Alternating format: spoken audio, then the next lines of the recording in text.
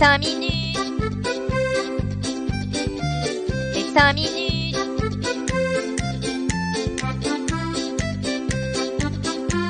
Les 5 minutes du coin. Bonjour à tous et bienvenue pour ce nouvel épisode des 5 minutes du coin.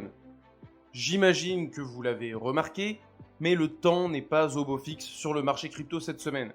En effet, le Bitcoin enregistre une baisse de 10% pour venir s'aplatir sur les 26 000 $. Forcément, cela se ressent sur le Fear and Greed Index qui vient toucher les 49 dans la neutralité.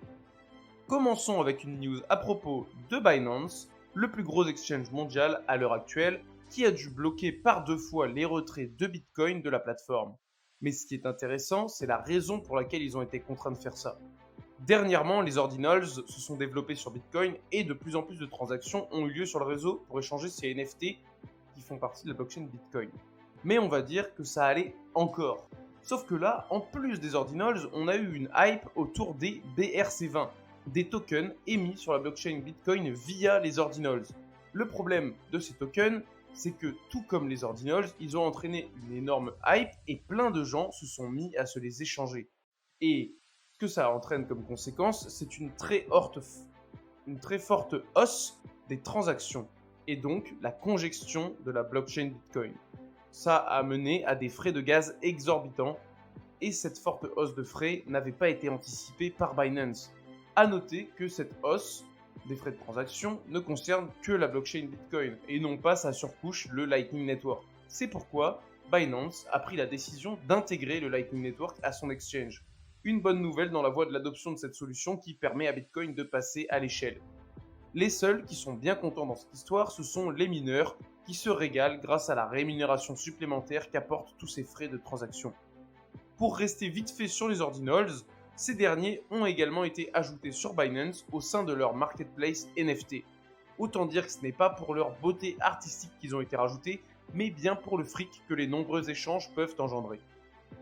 Partons maintenant en Argentine, où on assiste clairement à une privation de liberté pour le peuple, tant souffre déjà énormément du fait d'une inflation à 3 chiffres.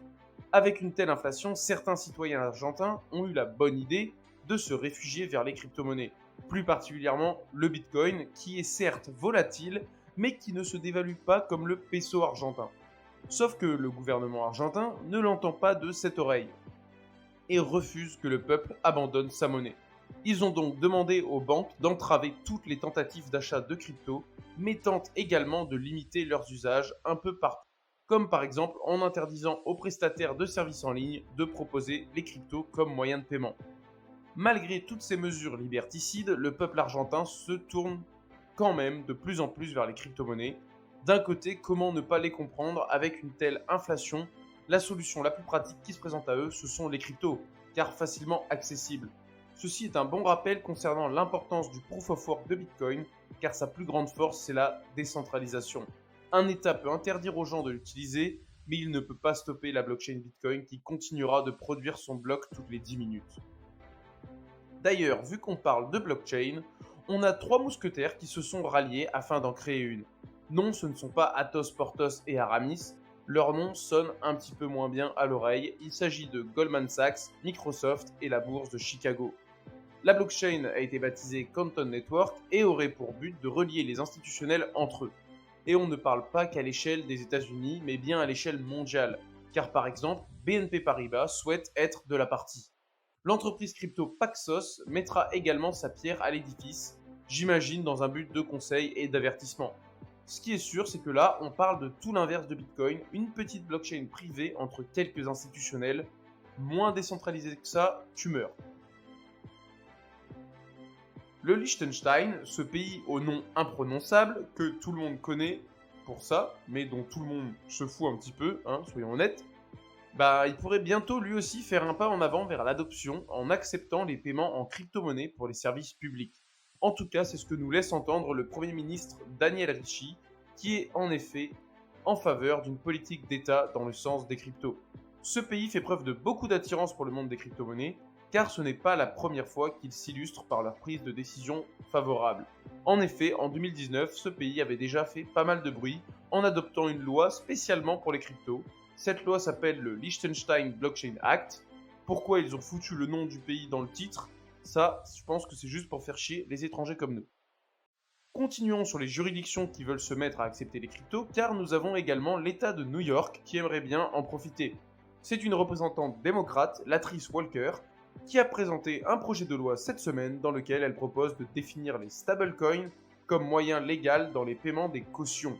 Il n'est pas précisé pour le moment quel stablecoin serait compris dans le lot. On part faire un saut très bref en Irlande pour relater les derniers propos du gouverneur de la banque centrale du pays qui a qualifié Bitcoin de, attention là vous allez être choqués, de Ponzi. Et oui mesdames et messieurs, il existe encore des gens en 2023 qui utilisent ce terme pour définir Bitcoin. Bref, rien de bien intéressant, j'avais juste envie de glisser un petit mot là-dessus, mais ces gens faisant preuve de malhonnêteté intellectuelle ne méritent pas qu'on parle beaucoup plus d'eux.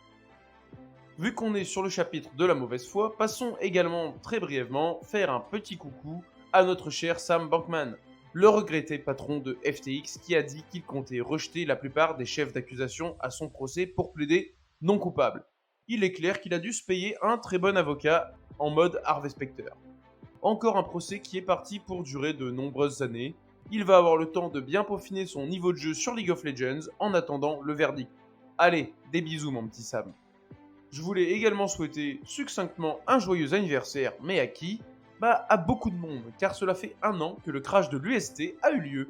Rappelons que le stablecoin de Terra Luna a entraîné d'énormes pertes financières pour un grand nombre de victimes. Non, l'année 2022 n'a vraiment pas été une année calme dans le monde des cryptos. D'ailleurs, tant qu'on est sur Terra Luna, Do Kwon, son fondateur, a tout comme Sam lui aussi été arrêté après une longue cavale à travers le monde, durant laquelle il se faisait des petits lives Twitch avec ses fans. Tout est normal les amis.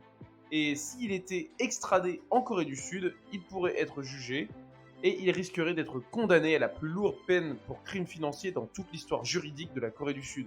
On parle quand même de 40 années de prison. Cependant, la Corée du Sud n'est pas le seul pays à convoiter son extradition et pour le moment tout ça est encore en pourparlers.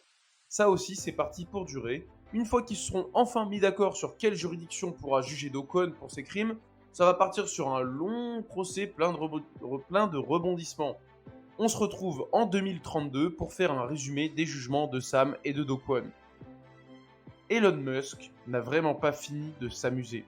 On dirait que ça lui plaît de voir l'influence que peut avoir l'un de ses tweets sur le marché des crypto-monnaies, sauf que cette fois-ci, ce qui l'a fait bondir, c'est une collection NFT. Il a tout simplement posté un mème sur son Twitter avec comme image de fond un NFT de la collection Milady Maker. Et comme message écrit dessus, « Ceci n'est pas un mème, je t'aime ». Bon, bien sûr, j'ai traduit car Elon ne tweet pas en français. Le message original, c'était « There is no meme, I love you ». Après avoir posté ce tweet, le prix minimum d'achat pour un de ces NFT a grimpé de 30%. Mais le plus impressionnant, ce sont les volumes d'échange qui ont bondi de 1800% dans le plus grand des calmes. Forcément, qui dit nouvelle lubie d'Elon Musk dit nouveau shitcoin. Le Milady Meme Coin est apparu faisant 12 520% à son lancement et qui va obligatoirement se ratatiner au sol aussi vite qu'il a touché les étoiles. C'est là qu'on se dit que notre écosystème manque tout de même grandement de maturité. Une bonne nouvelle très surprenante a été lâchée par PayPal cette semaine. Cela faisait déjà un moment que l'entreprise de paiement la plus connue dans le monde proposait à ses clients de garder leur crypto bien au chaud, moyennant bien entendu quelques frais. Cette année, ils ont donc dû déclarer à la SEC, le gendarme américain, les avoirs qu'ils détenaient pour le compte de leurs clients. Et la somme est assez impressionnante. Ils auraient au bas mot 943 millions de dollars uniquement en Bitcoin et en Ethereum. Plutôt impressionnant comme chiffre, on se rapproche du milliard. Cela représente une augmentation de plus de 50% par rapport à leur déclaration de l'année précédente, alors que nous sommes en plein bear market. Merci d'avoir suivi ces 5 minutes du coin. Vous pouvez me suivre ici et sur Twitter. Bonne journée à tous et surtout, hold on for dear life!